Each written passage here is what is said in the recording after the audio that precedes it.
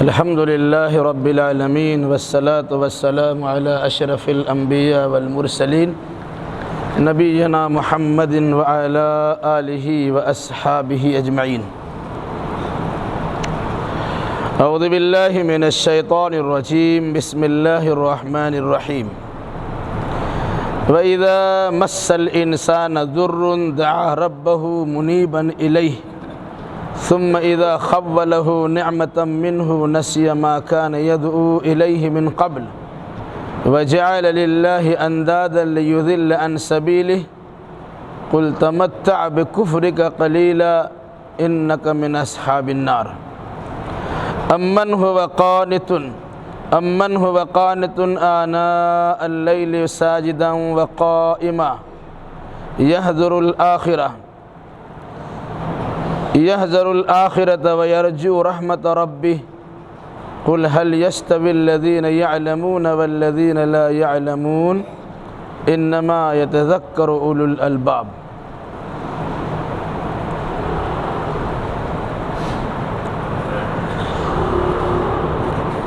اس سے پہلے کی آیتوں میں قرآن مقدس کو اللہ کی نازل کردہ کتاب کہتے ہوئے اس کے مطابق عمل کرنے کی دعوت دی گئی تھی۔ پھر دنیا میں بے شمار مخلوقات ہے جو انسان کے فائدے کے لیے بنائے گئے ہیں، ان چیزوں سے فائدہ اٹھاتے ہوئے اپنے خالق و رب کی شکر گزاری کرنے کی تلقین کی گئی تھی۔ اور یہ بات اخیر میں آئی تھی کہ اللہ شکر گزاروں کو بہترین بدلہ دیتا ہے، جبکہ ناشکروں کو اپنے عذاب سے دوچار کر دیتا ہے۔ اور بالکل اخیر میں یہ بات آئی تھی کہ دنیا میں انسان جس طرح چاہے زندگی گزار لے، لیکن ایک دن تو اس کو مرنا ہی ہے، اور پھر اس کے بعد مر کے مٹی میں سڑگل کے اس کا وجود پورے طور سے ختم ہو جائے، یہ عقیدہ رکھنا بھی درست نہیں ہے، بلکہ یہ سوچنا ہے کہ مرنے کے بعد چاہے مٹی میں ملائے جائیں، چاہے آگ میں جلائے جائیں، چاہے پانی میں بہائے جائیں یا ہواؤں میں راہ کو اڑا دیا جائے، ہر صورت میں انسان کے جسم کی چیزوں کی اللہ کی جانب سے حفاظت ہوتی ہے، اور پھر مرنے کے بعد قیامت کے دن اس انسان کو اسی جسم کے ساتھ اٹھایا جائے گا اور اللہ کی بارگاہ میں پیش کیا جائے گا۔ کون انسان کون سا عمل کس جذبہ کس ارادے سے کیا ہوگا، اللہ ان کے ظاہری اعمال سے بھی واقف ہیں، اور ان کے دلوں میں اٹھنے والے خیالات اور جذبات سے بھی اللہ تبارک و تعالی واقف ہیں۔ اس کے بعد کی آیتوں میں اچھے اور برے انسان سے متعلق چند باتیں بیان کی گئی ہیں۔ انسان جب مصیبت میں گھرتا ہے، پریشانی سے دوچار ہوتا ہے، مشکلات ان کے سامنے آتے ہیں، تو کوشش یہ کرتا ہے کہ اللہ کی بارگاہ میں گریہزاری کرے، رونا دھونا شروع کرے، مشکلات کے دفع کرنے کی دعا کرے، بیماریوں کو شفا میں تبدیل کرنے کی درخواست کریں، پریشانیاں دور ہو جائیں، اس سلسلے میں اللہ ہی سے لو لگائیں۔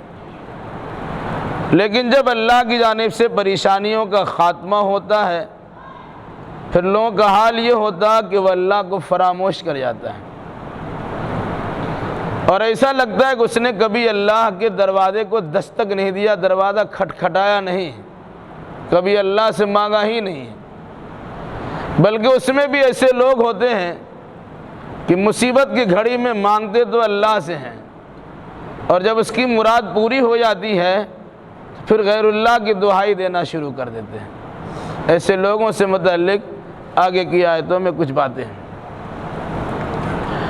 وَإِذَا مَسَّ الْإِنسَانَ ضُرٌّ، جب انسان کو کوئی تکلیف پہنچتی ہے، جسمانی تکلیف ہو، ذہنی تکلیف ہو، مالی تکلیف ہو، اولاد کی طرف سے تکلیف ہو، خیش و اقارب کی طرف سے تکلیف ہو، اپنے بیگانے کی طرف سے تکلیف ہو، ظاہری یا باطنی تکلیف ہو، انسان ایسے پریشانی کی گھڑیوں میں اللہ تبارک و تعالیٰ کو پکارتا ہے۔ اذا مس الانسان ضر، جب انسان کو تکلیف پہنچتی ہے، دعا ربہ منیبا الیہ، تو اپنے رب کو پکارتا ہے پورا اسی سے لو لگاتے ہوئے، اسی کی طرف مائل ہوتے ہوئے، توجہات کو اللہ کی جانب مرکوز کرتے ہوئے اسی اللہ کو پکارتا ہے۔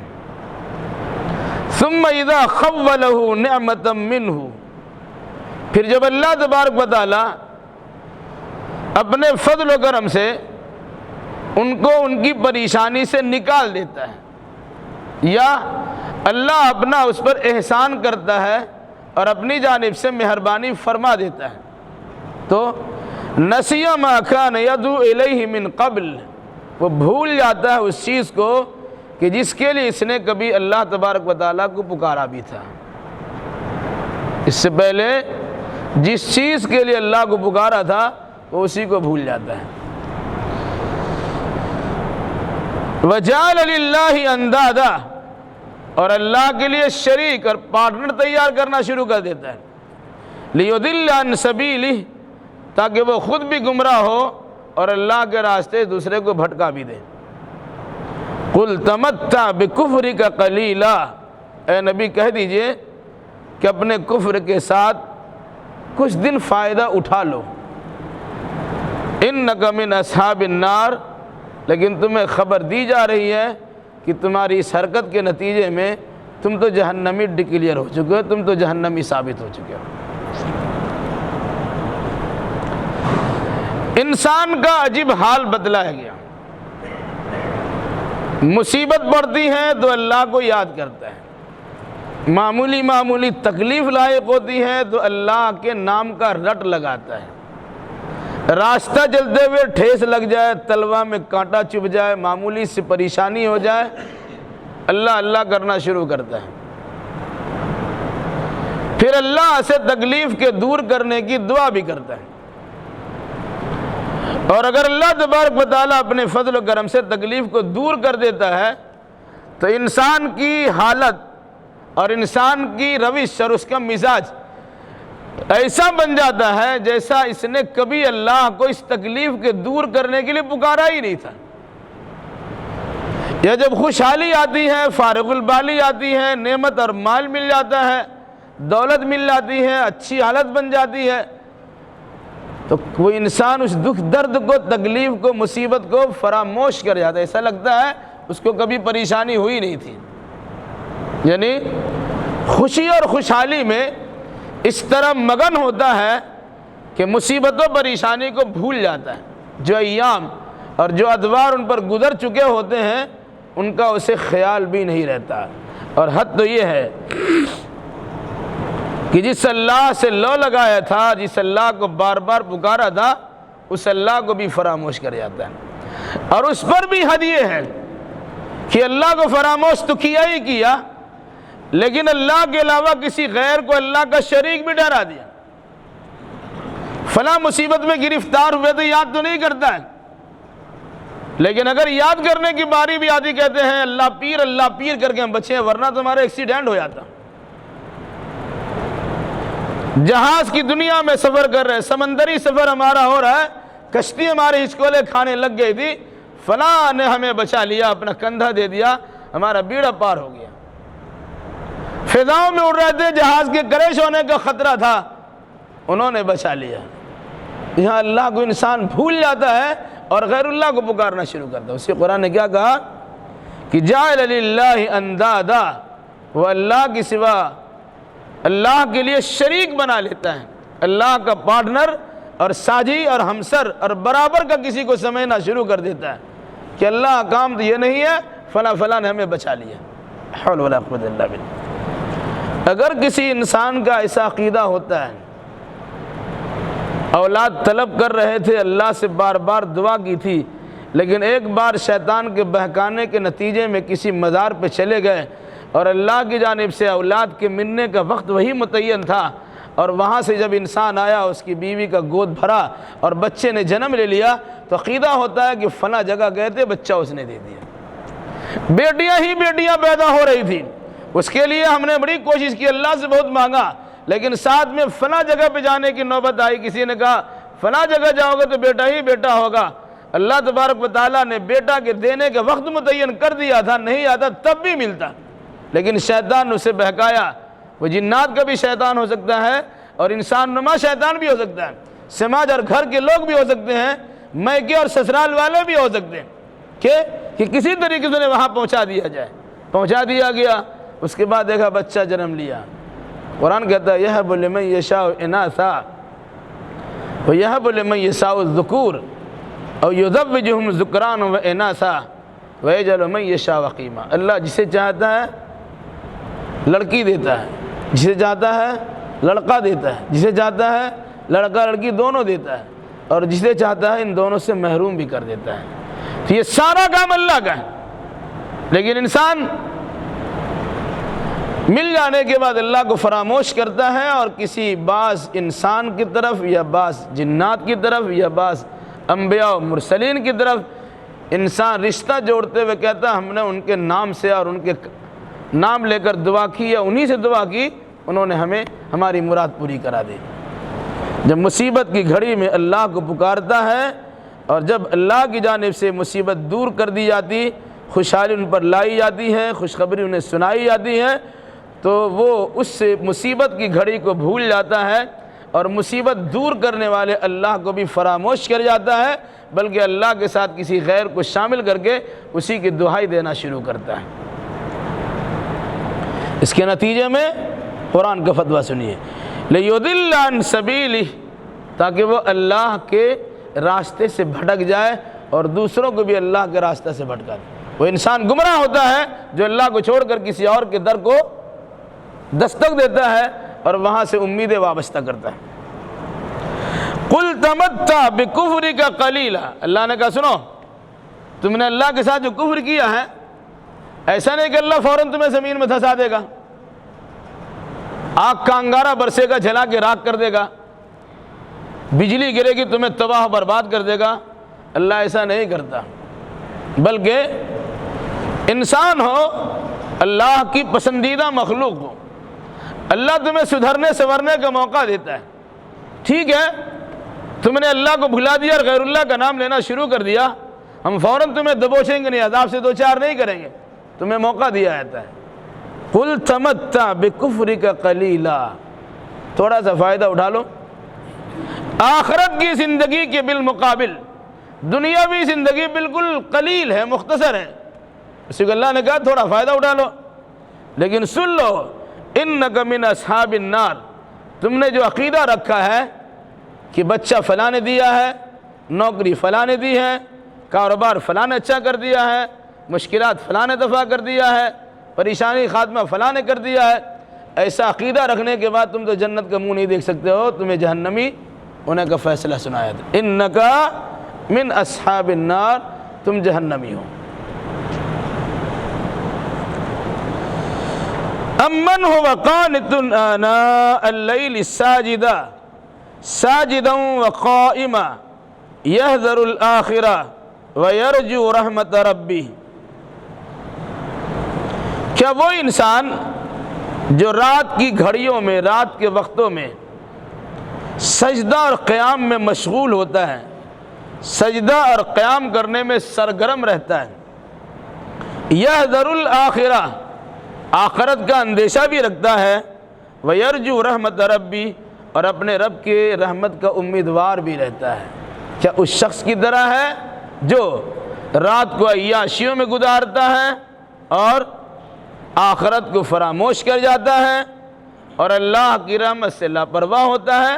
کیا دونوں برابر ہو سکتے ہیں؟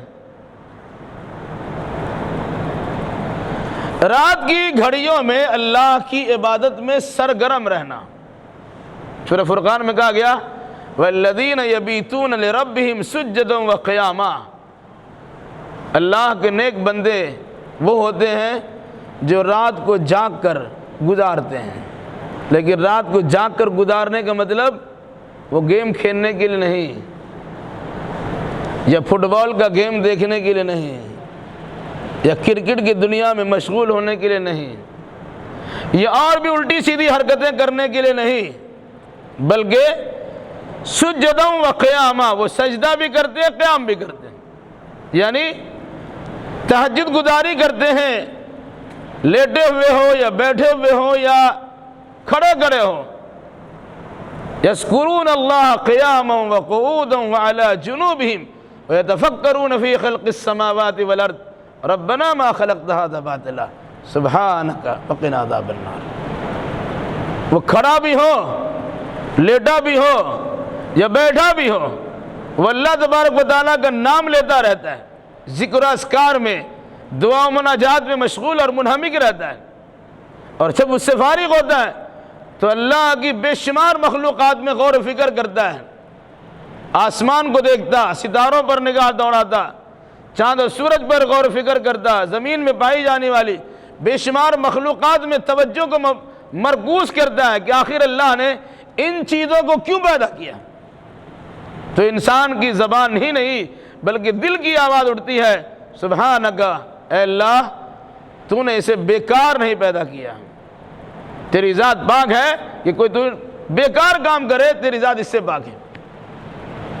پھر اپنے لیے اللہ سے دعا کرتے، الہی ہماری مغفرت کر دے، ہمیں جہنم کے عذاب سے بچا لے۔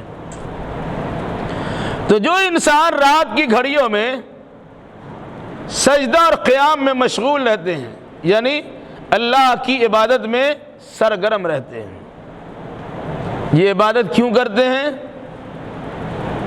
اس کی دو وجہ، امید و بیم کے درمیان ان کا معاملہ ہوتا ہے، ایک طرف قیامت کے دن کی پکڑ کا خطرہ بھی رہتا ہے، دوسری جانب اللہ تبارک و تعالیٰ سے امیدوار بھی رہتا ہے کہ اللہ ہماری ان عبادتوں کے ذریعے سے ہماری خطاؤں کو بخش دے گا اور جنت کی نعمت سے مالا مال فرمائے گا۔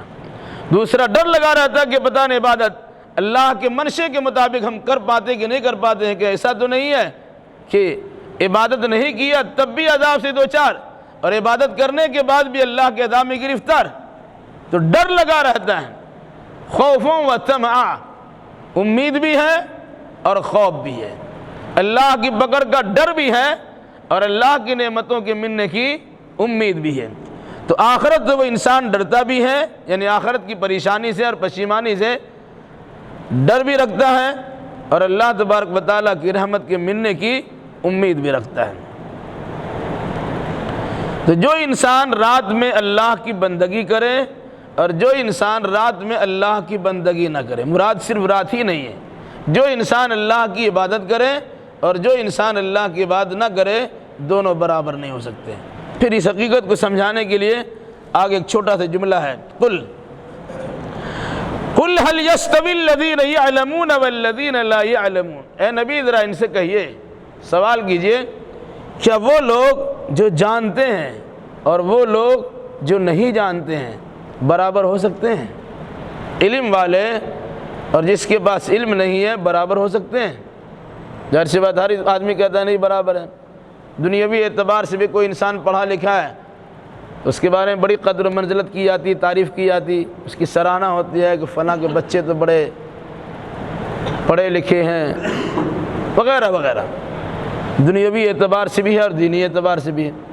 لیکن قرآن نے جس سیاق و سباق میں اس آیت کو نقل کیا، مراد جو لوگ دین علم سے وابستہ ہوتے ہیں اور جو لوگ دین علم سے دور رہتے ہیں وہ تو اور کبھی برابر نہیں ہو سکتے، کیونکہ دین علم رکھنے والا وہ اللہ کو پہچانتا ہے، اللہ کی نعمتوں کی قدر کو جانتا ہے، اللہ کی مخلوقات میں غور و فکر کر کے اللہ تبارک و تعالیٰ کا مقرب بندہ بننے کی کوشش کرتا ہے۔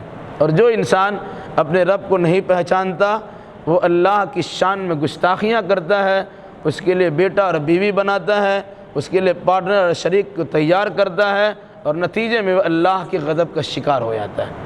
کہا قل هل يستوي الذين يعلمون والذين لا يعلمون، اے نبی ذرا ان سے کہیے اور پوچھئے، کیا وہ لوگ جنہیں علم دیا گیا، جو لوگ علم سے آراستہ ہیں، جو علم والے ہیں اور جو علم والے نہیں ہیں، کیا برابر ہو سکتے ہیں؟ ہر انسان اپنی دل سے کہے گا کہ وہ برابر نہیں ہے۔ لیکن اگر کسی انسان کا ضمیر مر چکا ہے، اس کا دل مردہ ہو چکا ہے، وہ سوچنے سمجھنے کی صلاحیت سے محروم ہو چکا ہے، تو پھر وہ اس حقیقت سے فائدہ نہیں اٹھا سکتا۔ فائدہ کون اٹھائے گا؟ انما یتذکر اولو الالباب، عقل والے اس سے نصیحت حاصل کرتے ہیں۔ جس کے پاس عقل ہے، دانائی ہے، سمجھداری ہے، شعور ہے، وہ انسان اس قسم کی باتوں سے نصیحت حاصل کرتا ہے کہ اللہ نے ہمیں سوچنے سمجھنے کی صلاحیت دی ہے، اسے بروئے کار لا کر اللہ کو پہچانا جائے اور اس کی نعمتوں کی قدر دانی کی جائے۔ قل یا عبادی الذین آمنوا اتقوا ربکم للذین احسنوا فی هذه الدنیا حسنہ وارض اللہ واسعہ انما یوفی الصابرون اجرہم بغیر حساب۔ اے نبی فرمائیے کہ اللہ تعالیٰ کہتا ہے یا عباد الذین آمنوا، اے میرے وہ بندے جو ایمان لا چکے ہو، اتقوا ربکم، اپنے رب سے ڈرو، للذین احسنوا فی ہذہ الدنیا حسنہ، جو لوگ اخلاص کے ساتھ نیک کام کرتے ہیں ان کے لیے اس دنیا میں بھی اچھائی ہے، یا جو لوگ اس دنیا میں اخلاص کے ساتھ نیک کام کرتے ہیں ان کے لیے اچھائی ہی اچھائی ہے۔ وَأَرْضُ اللَّهِ وَاسِعَةٌ، اور اللہ کی زمین تو بڑی کشادہ ہے۔ إِنَّمَا يُوَفَّى الصَّابِرُونَ أَجْرَهُمْ بِغَيْرِ حساب، یقیناً صبر کرنے والوں کو ان کا اجر بلا حساب اور بے شمار انہیں عطا کیا جائے گا۔ اس آیت میں کئی چیزوں کی طرف اشارہ کیا گیا۔ سب سے پہلی بات، جو ایمان والے ہوتے ہیں وہ اللہ کے بندے ہیں۔ اللہ نے اپنا بندہ کہہ کے بولا یا عبادی، اے میرے بندوں، الذین آمنوا، جو ایمان لا چکے ہو، یعنی ایمان لانے والے اللہ کے بندے ہیں۔ اپنے ایماندار بندوں کو مخاطب کرتے ہوئے اللہ نے ایک خاص چیز کا حکم دیا، اتقوا ربکم، اپنے رب سے ڈرو۔ انسان سے ڈرتا ہے، سماج اور سوسائٹی سے ڈرتا ہے، پارٹی اور اس قسم کے افراد سے ڈرتا ہے۔ اسے ڈر نہیں لگتا تو اللہ تبارک و تعالیٰ سے ڈرتا نہیں ہے۔ حالانکہ اسے یقین کرنا چاہیے کہ اگر اللہ دینے پر آئے ساری کائنات چھین لے گا تب بھی اللہ دینے کے لیے تیار ہے، اور اگر اللہ دینا نہ چاہے ساری کائنات آپ کو سب کچھ آپ کے قدموں میں ڈالنے کے لیے تیار ہے، اللہ تبارک و تعالیٰ نہیں دینا چاہے گا تو وہ چیزیں آپ کو مل نہیں سکتی ہیں۔ اس لیے اتقوا ربکم، اپنے رب سے ڈرو۔ اچھائی کرو گے یا برائی کرو گے، دونوں صورت میں اللہ سے ڈرو۔ کس معنی کر کے؟ اچھائی کر کے اسے جتاؤ مت، اچھائی کر کے اسے بگاڑو مت، اچھائی کر کے اس کی نمائش مت کرو، ورنہ اللہ کا عذاب آئے گا۔ اگر اچھائی نہیں کرتے ہو، برائی کرتے ہو، پھر بھی اللہ تبارک و تعالیٰ سے ڈرو کہ اگر اللہ چاہے گا تو فوراً تمہیں زمین میں دھسا بھی سکتا ہے، آسمان سے بجلی بھی گرا سکتا ہے، زلزلوں سے دوچار بھی کر سکتا ہے، تمہارا جسم کے کسی حصے کو شل اور معطل و بیکار بھی کر سکتا ہے۔ وہ جب چاہے جیسا چاہے، وہ اللہ تبارک و تعالیٰ فعال لما یرید ہے، جو چاہتا کر گزرتا ہے، اس کی مشیت پہ کوئی رکاوٹ ڈال نہیں سکتا ہے۔ خوشخبری سنائی گئی للذین احسنوا فی ہذہ الدنیا حسنہ، جنہوں نے اس دنیا میں نیک کام کیا اس کے لیے اچھائی ہی اچھائی ہے۔ اب دعا کرتے ہیں ربنا آتنا فی الدنیا حسنہ وفی الآخرۃ حسنہ وقنا عذاب النار۔ دعا کرنے کے ساتھ ساتھ اس کے اسباب بھی تیار کرنے چاہیے۔ جیسے آپ یہاں سوچئے گا پانی میرے منہ میں آ جائے، پانی میرے منہ میں آ جائے، وہ نل سے پانی اچھلے گا اور آپ کے منہ میں چلائے گا، ایسا نہیں ہوتا ہے۔ آپ کو نل کے پاس جانا پڑے گا، نل کھولنا پڑے گا، ہاتھ لگائیے، منہ لگائیے، پانی پینا پڑے گا۔ جب پانی اچھل کے آپ کے منہ تک نہیں آ سکتا ہے تو آپ سوچئے گا کوئی اچھا عمل کرے بھی نہیں اور اس کا بدلہ ہم کو ملتا ہی چلا جائے۔ تو کہا للذین احسنوا فی ہذہ الدنیا حسنہ، جو انسان اخلاص کے ساتھ اس دنیاوی زندگی میں نیک کام کرتا ہے اس کے لیے دنیا میں بھی اچھائی ہے اور آخرت بھی اچھائی۔ صرف دعا کرنے سے کام نہیں چلتا، بلکہ دعا کے ساتھ ساتھ اسباب بھی چاہیے، بڑھنا چاہیے، قدم بڑھانا چاہیے، وہاں پہنچنا بھی چاہیے۔ تو اللہ سے آپ نے اچھائی کا سوال کیا ہے تو اچھائی کے ڈگر پہ چلنے کی کوشش بھی کرنی چاہیے۔ وَأَرْضُ اللَّهِ وَاسِعَةٌ، کبھی کبھی انسان اچھائی پہ عمل کرنا چاہتا ہے، شرکیات اور بدعیات اور کفریات سے اجتناب کرتا ہے، لیکن سماج اور سوسائٹی اس طرح اس کو جکڑ کے رکھی ہوئی ہے کہ نتیجے کے طور پر اس سے نکلنا اس کے دشوار ہوتا ہے، یعنی چاہ کر بھی اچھے اعمال نہیں کر سکتے اور اپنے عقیدے کے مطابق درستگی کے ساتھ کوئی کام نہیں کر سکتے۔ تو کیا اس جگہ رہنا آپ کا ضروری ہے یا اچھا عمل کرنا ضروری ہے؟ ایک انسان کا دین و ایمان بچانا دشوار ہو جائے، کہا ایسی جگہ کو چھوڑ دیجئے، دین و ایمان کو مت چھوڑیے۔ کیا فرمایا؟ وَأَرْضُ اللَّهِ وَاسِعَةٌ، دوسری کو فرمایا أَلَمْ تَكُنْ أَرْضُ اللَّهِ وَاسِعَةً فَتُهَاجِرُوا فِيهَا، کیا تمہارے لیے اللہ کی زمین کشادہ نہیں تھی کہ اپنے علاقے کو چھوڑ کے کسی دوسری کو چلے جاتے اور خوب اللہ تبارک و تعالیٰ کی بندگی کرتے؟ آج ہمارا حال کیا ہے؟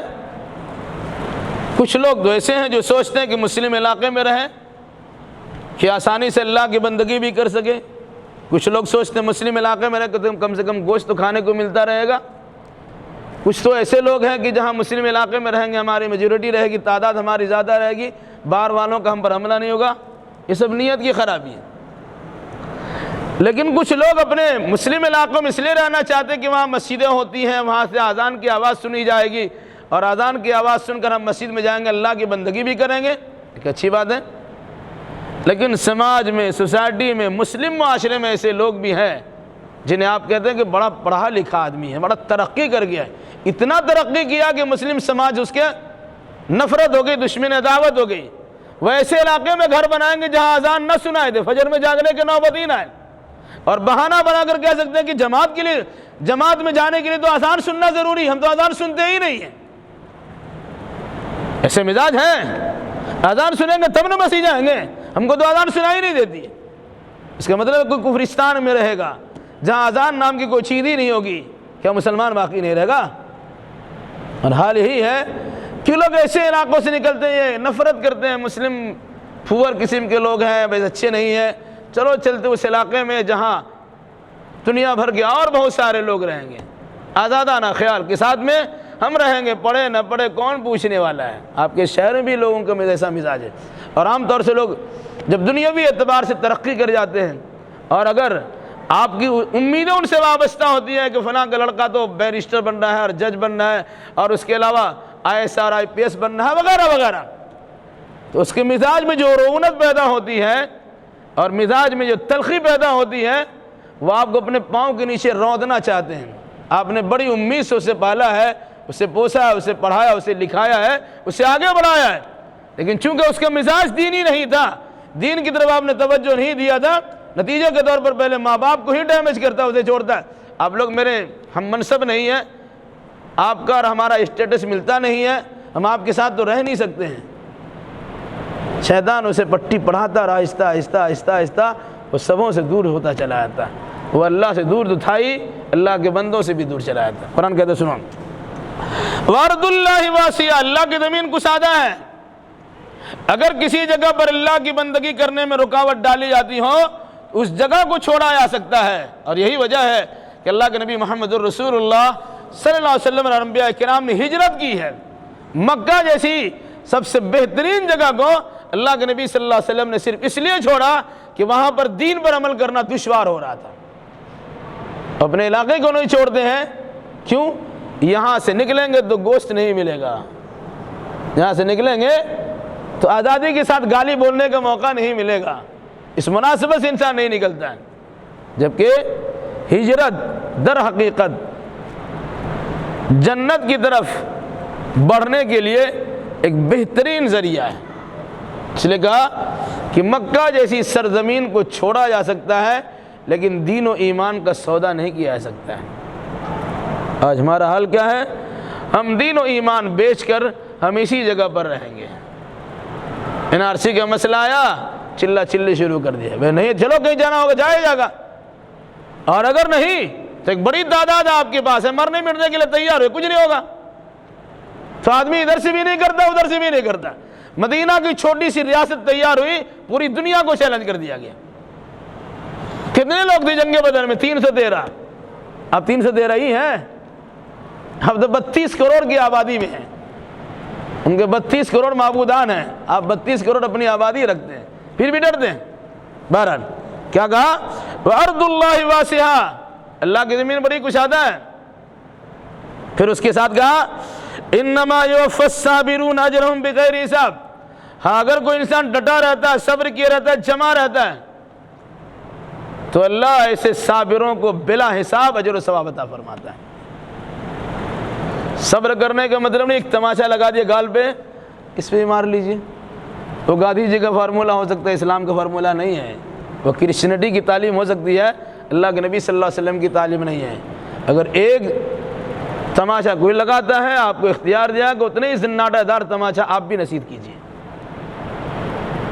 ہاں اس میں زیادتی مت کیجیے, ایک جگہ پہ 2 مت ماریے. ایک تماشا لگا, ایک تماشا لگانے کا آپ کو اجازت ہے. آپ کی آنکھ پھوڑی گئی ہے, آپ دوسرے ایک آنکھ اس کی بھی لے سکتے ہیں.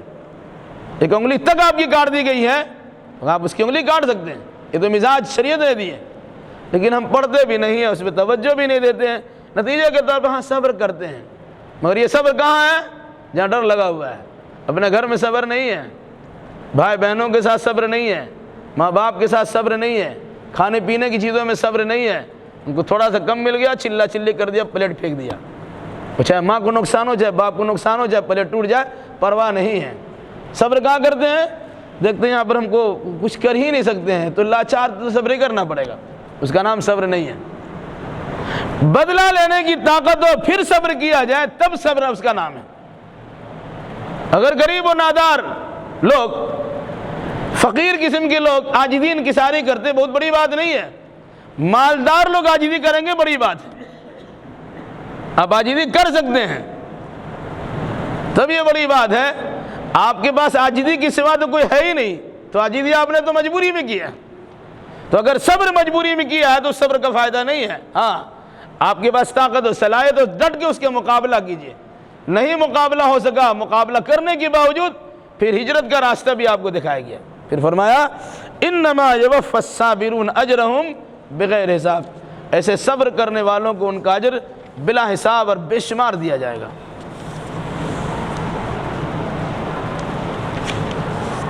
ان آیتوں میں جن چیزوں کی طرف اشارہ کیا گیا بطور خاص, خوشحالی ہو یا بدحالی, آدمی کو اللہ سے لو لگانا چاہیے. پھر اللہ ہماری پریشانی کا خاتمہ کر دے اور اپنی نعمتوں سے ہمیں نواز دے, تو اللہ تبارک و تعالیٰ کا شکر ادا کرنا چاہیے. اللہ کی ذات میں, صفات میں, عبادات میں, تصرفات میں, علوم و اختیارات میں کسی کو کسی بھی اعتبار سے شریک نہیں کرنا چاہیے. جب اللہ نے ہمیں صحت و تندرستی بخشی ہے تو ہماری ذمہ داری ہے کہ دن ہو یا کہ رات ہو, اللہ کی بندگی میں اور اس کی عبادت میں مصروف رہے, سرگرم رہے. پھر عبادت پر انسان اترائے نہیں بلکہ اللہ تبارک و تعالیٰ کی رحمتوں کی امیدوار بھی رہے, اور قبول نہ ہونے پر اللہ کے عذاب سے لرزتا بھی رہے, ڈرتا بھی رہے. پھر اس حقیقت کو سامنے رکھے کہ جن کو شعور دیا گیا صحیح چیز کے سمجھنے کا, اور جو محروم کر دیا گیا صحیح چیز کے سمجھنے سے, یہ دونوں برابر نہیں ہیں. پھر یہ بات بھی یاد رکھنی چاہیے, اگر ہم اپنے آپ کو عقل مند سمجھتے ہیں تو ہمیں ایسے حالات سے عبرت و نصیحت حاصل کرنی چاہیے. پھر اس کے بعد کہا گیا کہ اپنے رب سے ڈرا جائے, اپنے رب سے امیدیں بھی رکھی جائے تو اپنے رب سے ڈرا بھی جائے. اگر عبادت اور بندگی اور اچھے اعمال بجا لاتے ہیں تو اس دنیا میں اس کا فائدہ ہوگا, اور آخرت میں تو فائدہ ہونا ہی ہونا ہے. شرط یہ ہے کہ ہم نے مخلصانہ اخلاص کے ساتھ نیکی کے کام انجام دیے ہوں. اس کے علاوہ اگر حالات ناسازگار ہو جائیں اور آپ بڑی صبر و شکیبائی کے ساتھ مقابلہ کرنے کے باوجود اپنے ایمان اور دین کو بچا نہیں پاتے ہیں, تو قرآن نے کہا کہ دین و ایمان کی حفاظت کی جائے, اپنے بنگلوں اور محلات کی حفاظت نہ کی جائے، اسے چھوڑ دیجئے، دین و ایمان کی حفاظت کیجئے، اللہ اس کے بدلے میں بہترین قسم کی جنت کے محلات آپ کو عطا کریں گے۔ لیکن اگر آپ سوچتے ہیں کہ دین و ایمان کا سودا کر لیا جائے اور یہی سب کچھ مل جائے، تو اس کفریہ نظریہ کے نتیجے میں کچھ دنوں تک تو آپ کو فائدہ پہنچایا جا سکتا ہے یا فائدہ اٹھا سکتے ہیں، لیکن دائمی اور ہمیشہ والا فائدہ آپ کو میسر نہیں ہوگا۔ اللہ ہمیں اور آپ کو اور جملہ مسلمانوں کو صحیح سمجھ کے اور صحیح عقیدے کی توفیق مرحمت فرمائے۔